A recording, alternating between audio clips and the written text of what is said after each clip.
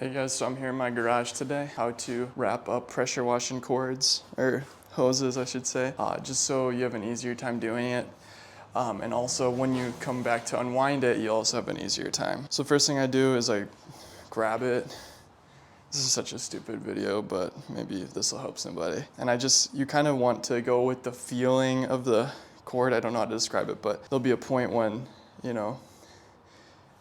it just kind of like naturally loops. Like see, you grab it here, it loops, right? You grab it here, it loops. So you just kind of like let it naturally loop itself. And you want the loops to always be on the same side. So if the start is on the left, I want to build out to the right. And you can kind of like pile them up together too, but you just don't want it. See, there's a point when I loop it where it tries to loop back in like this.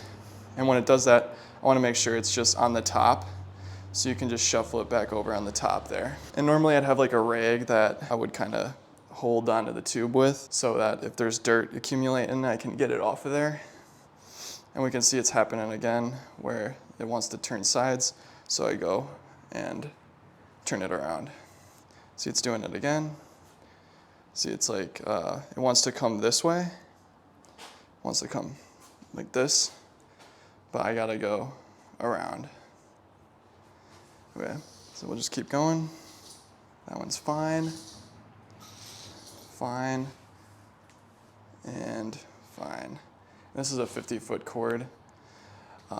So now the next time I unwrap it, what I want to do is I want this to be my outlet. So this is where, I'm attaching my pressure washing gun to. So then when I unravel it, it all unravels.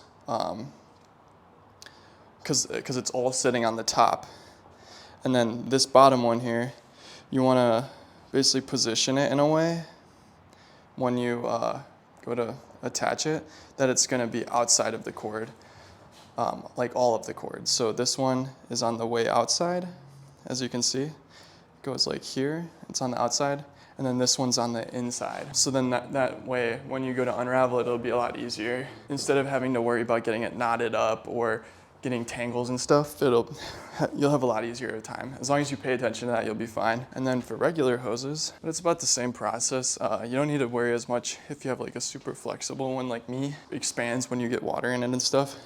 And this one you can kind of just like arm out and put over. So arm, and it's like way easier than doing a pressure washing hose. And you see people with these setups for like hose reels and stuff, and they're actually, really, really good to have because, you're reducing the wear on the hose when you're dragging it across the ground.